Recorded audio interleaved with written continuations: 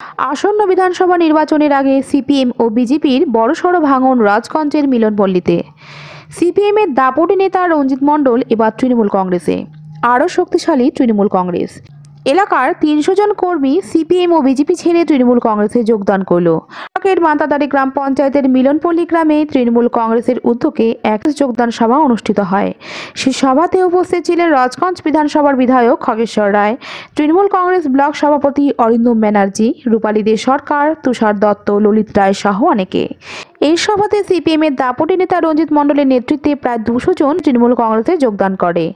যোগদানকারীদের হাতে দলীয় পতাকা তুলে দেন বিধায়ক খগেশ্বর রায়।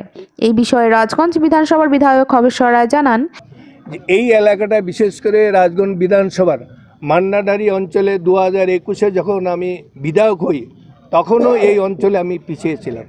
তারপরে 2023 পঞ্চায়েত নির্বাচন গেল, সেবারও কিন্তু এখানে আমাদের ব্লক সভাপতি বলল একটি পঞ্চায়েত ছাড়া বাদবাকি টোটাল বিজেপির পঞ্চায়েত। তারপরে 24 তো গেলই, 24ও সেই অবস্থাটা গেল।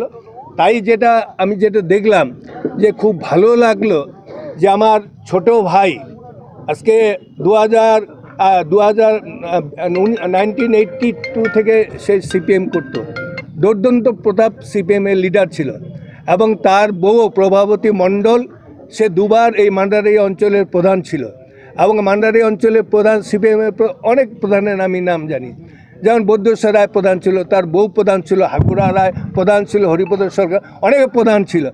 কিন্তু সিপিএমের প্রধান যারা ছিল আদৌ মান্ডারি অঞ্চলে কোনো কিছু কাজ করতে পারেনি। যেমন ফুলমালা ঘরামিও কিন্তু প্রধান ছিল, আমাদেরও প্রধান ছিল। কে প্রধান ছিল? হরিপদ রায় প্রধান ছিল, দীপক বিশ্বাস প্রধান ছিল।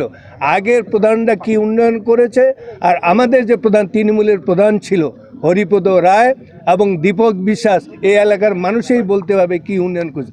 তার সত্ত্বেও লোকসভায় আমরা যেটা দেখলাম 2021-23-এও যেটা দেখলাম, এ এলাকার মানুষ বিজেপির কথা সুরসুরি দিয়ে বিজেপিকে ভোট দিয়েছে।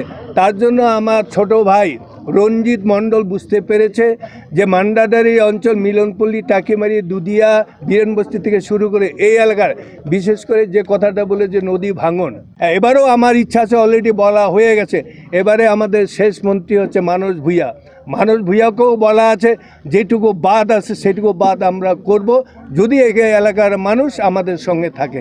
নমস্কার, আজকে আমাদের রাজগঞ্জ ব্লকের মান্তাদারি অঞ্চলের টাকিমারি এলাকার